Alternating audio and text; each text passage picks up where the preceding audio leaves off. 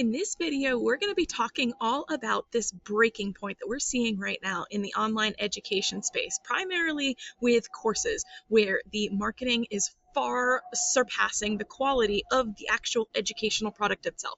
This is resulting in people not wanting to buy courses, they're not completing courses. All of this is like an implosion in the course creation space. This is coming at a time where we see Amy Porterfield is closing up shop on her signature course that she's offered for years. Jenna Kutcher is closing down her podcast about course creation. It is the reason this is coming about is because the quality of our marketing has constantly been the focus of our online education space instead of teaching quality. So this is what I call the marketing mirage, where we are dazzled by these claims and offers and transformational statements, and then the price tag and all of the components that come with it. The funnels are on point, the messaging speaks to us, all of this is amazing. And then you open up the course and it is recorded slideshows. It is 49 of them. They're overwhelming. People are tired. So not only are customers tired of getting these low quality educational products that were promised the sun and the moon, but the online business owners are not seeing the results that they used to with these online education products. So in this video, I'm going to be talking to you about the 3 reasons why we're in this predicament with the marketing mirage. I'm going to tell you how to avoid some of these courses that are going to be low quality, how to spot them before you actually get behind the paywall. And then I'm going to teach you 5 components to an authentic transformation that we can and should be delivering to get the most superior client results. If you're new here, my name is Sandy Montello. I have a master's degree in curriculum design, but the more impressive part is I have spent over a decade in the classroom doing this. I used to teach high school science. I had students who were coming to me. They didn't want to learn what I had to teach. I taught biology. Nobody wanted to be in my class. They saw my name. They knew that I didn't mess around, so they didn't want to be there. They certainly did not pay to be there. In the online education space, people are paying to learn from you. Nobody paid me extra to be in my class. And then on top of it, these students I taught in a school where they were so used to failure. They failed so many other classes and they heard science and they knew that they were going to fail. So it became my priority and my objective to get them a successful outcome, to have them succeed.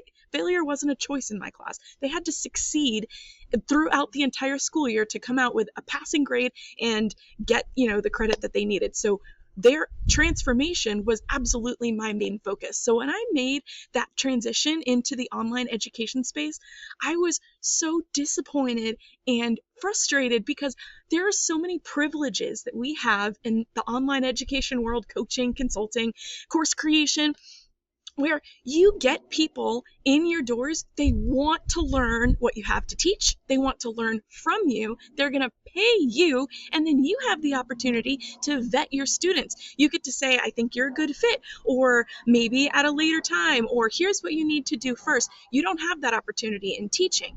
So when I saw that this was squandered and then replaced with marketing, it really made me sad, and we're going to fix all of that today. It is not your fault.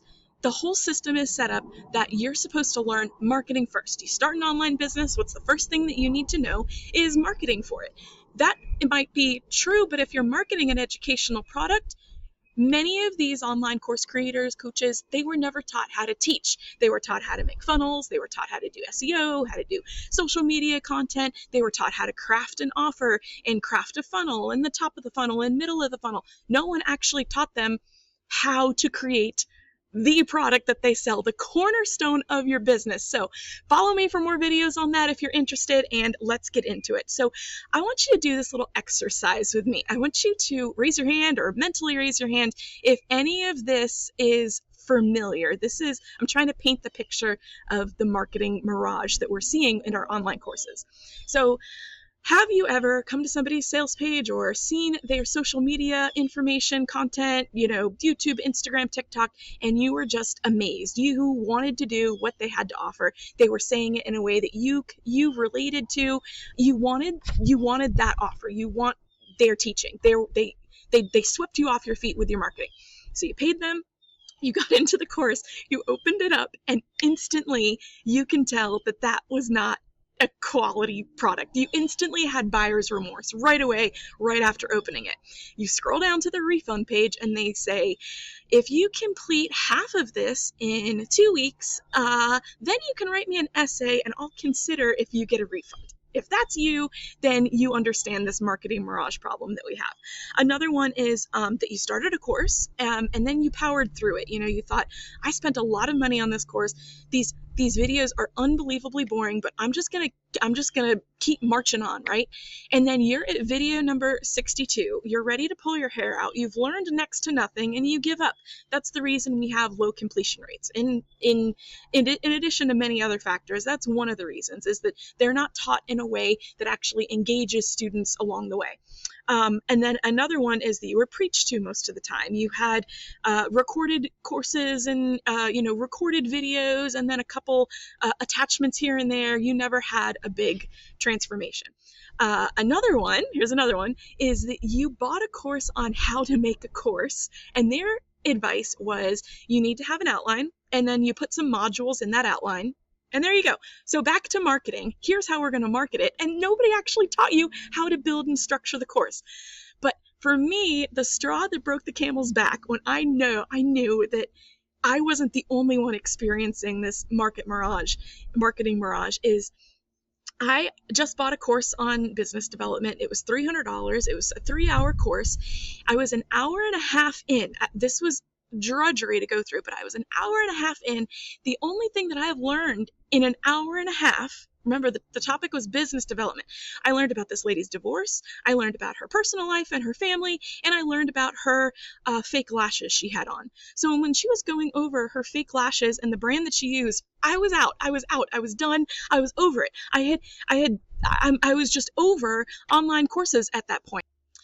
So I want to give you 3 reasons why we're experiencing the marketing mirage right now, how we came to be in this situation where very few people are buying courses. We call this buyer hesitancy. We say that buyers are more discerning now. The answer to these problems is that we need better marketing. We need a better funnel. We need more evergreen content, but none of that is going to fix the lack of teaching. People are burned out. They don't have trust in the online courses because they haven't been taught well. So how did we get into this predicament? So that we don't repeat it in the future, and so that we know how to progress in the next chapter of online businesses, which is not going to be asynchronous, do-it-yourself learning. You're taught that, or you may have heard that when you're creating a course, don't do it in a vacuum.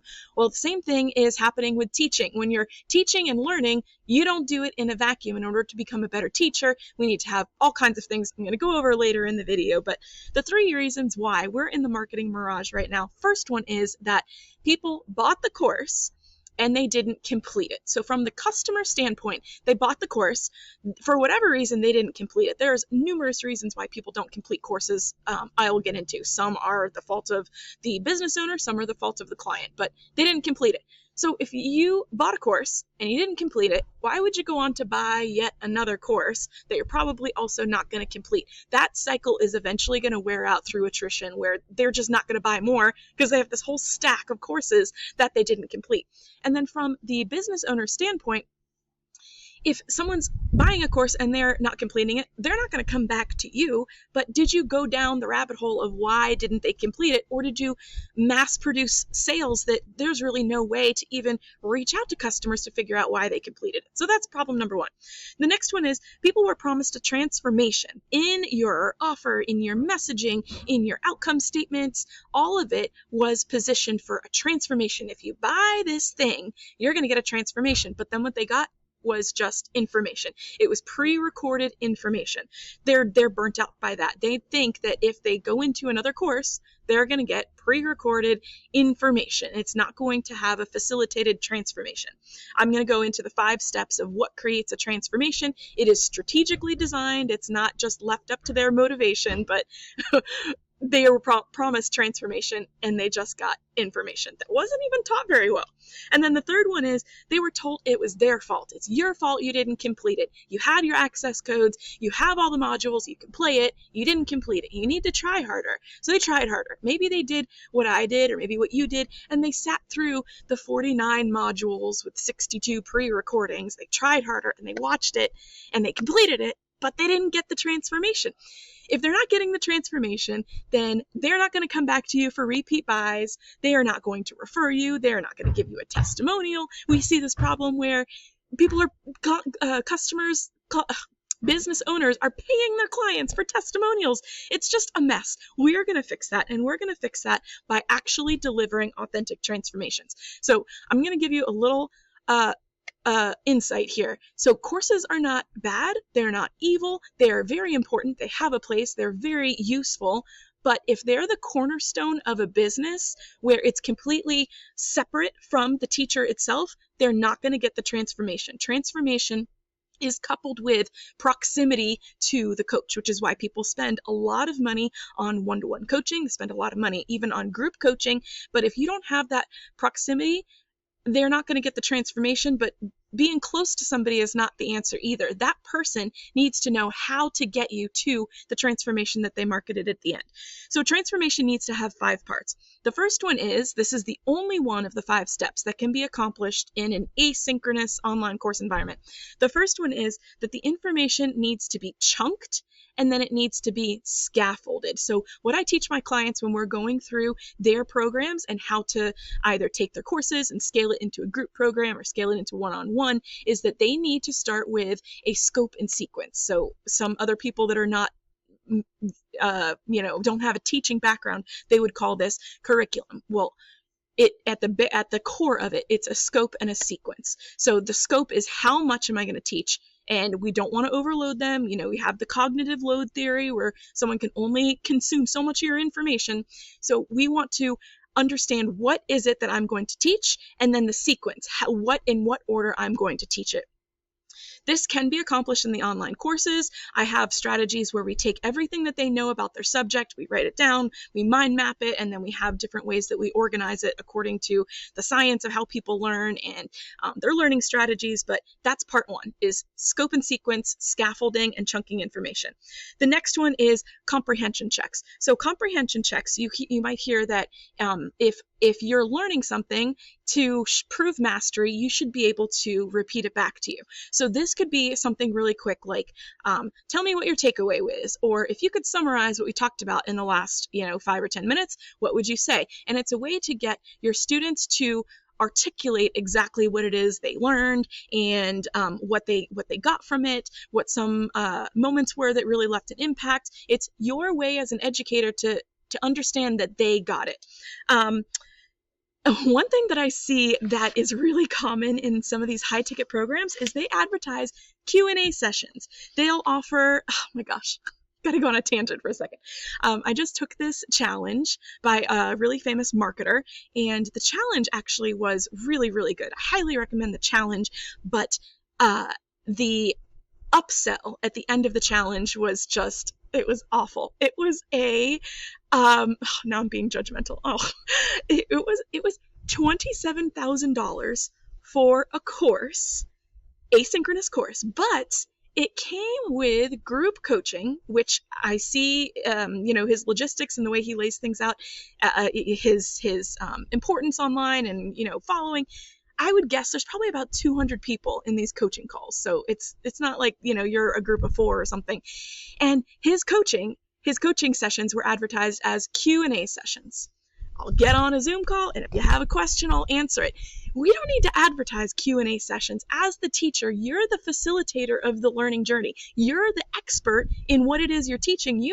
This is where we are. We're going to go here. We're going to go here. We're going to go here. I'm not opening up the floor to questions. If you have questions, I'm happy to answer it along the way. But 1 hour session of just, going back and forth, this is not part of a structured learning journey. So anyways, you should be available for questions, but an open-ended 60-minute session with 200 people also asking questions is not a part of a structured learning journey. Okay, I was on a tangent. Next one is application in context. So you as the expert teacher, you might see some vocabulary I'm using. If you're a teacher, you're focused on client outcomes. If you're a marketer, you're focused on marketing. So either one of these categories, I could be talking about course creators, consultants, coaches, some sort of online educator. You're either a marketer or you're a teacher, or you're a marketer becoming a teacher, or in my case, you're a teacher becoming a marketer. I'm really, really, really good at teaching, but I'm not so good at marketing. So you could be on the spectrum of them, but we have one side which is marketing heavy, hence the marketing mirage, and then another one which is teacher heavy, client results transformation. The goal there is to get the most transformation. So if you're a really, really, really good teacher, you know your content, you know exactly what it is that you teach, you know the pedagogical teaching nature of it, meaning that I've taught this for a million years, I know these are the examples that work, this is what most people understand, you understand your content. If you're really good, then you can apply that across different contexts. So one example of this is that, let's say you're really good at sales and negotiating offers and getting clients to you. So that's really what you're good at. You talk about that online all the time. You could take that knowledge and go speak at a real estate conference, for example. You might know very, very little about real estate, but what real estate executives and professionals need is they need experience with sales, getting more clients through their door, how to present an offer to an interested prospective buyer. That is a very, very important skill set, and you know it so well that you can apply it to a variety of contexts. So if your students are able to do that, then that is one quality of the transformational journey. And then the last one is iteration, really, really specific iteration, both on the part of the customer, I call them students. So you're a client when we're talking about business and how much things cost and getting into the programs, but when I'm teaching you, you're a student. So we have the iteration from the perspective of a student, and then the teacher. So the student is, the feedback loop would look like, how do I do this better? What worked? What didn't work? Here's one tactic that they taught. How can I implement this? And then from the teachers or online business professional standpoint, it would be, what parts did they understand? What parts didn't they understand? What's the question I keep getting asked over and over again? Can I think of an analogy for that? Can I think of an example for that? How can I communicate that better? All of these are different feedbacks. So it's far more than a reflection. How did you feel? What did you learn from it? It's very, very specific in every aspect of the journey. Okay, so all of this is to say that asynchronous learning is good for information. We know that information is free, not to say that courses should be free, but information is free. We can find out so much from Google, YouTube, the internet, and then now AI. AI can formulate an answer for you beautifully and actually act as your coach. So what are we paying for? We're paying for transformation, and we know that we pay more money for transformation. That's why we're moving into the world of high ticket coaching. And this is another breaking point that I see coming about in the online education space, is that all of these course creators that know that their courses are not selling like they used to because people do not have trust in asynchronous courses, they're deciding their new marketing strategy is, well, I'm not making my money that I used to, so I'm going to charge more in a high ticket program. But if you never learned teaching foundations, how to deliver a transformation and how to monitor client outcomes and how to have quantitative results of your students, then we're just scaling a program that never worked in the first place. So a really successful educational model is that you could start with a course. And I think, this is just my opinion, I think it's a professional opinion. Like I said, I have a master's degree in it and a decade of experience.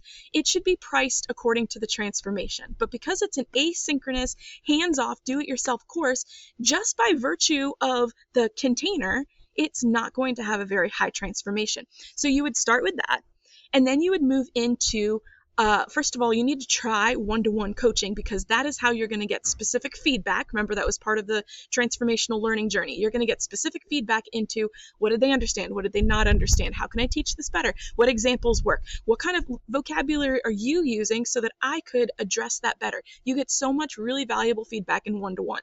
So if you've only taught in courses, one-to-one is a great starting point after they have the material in the course.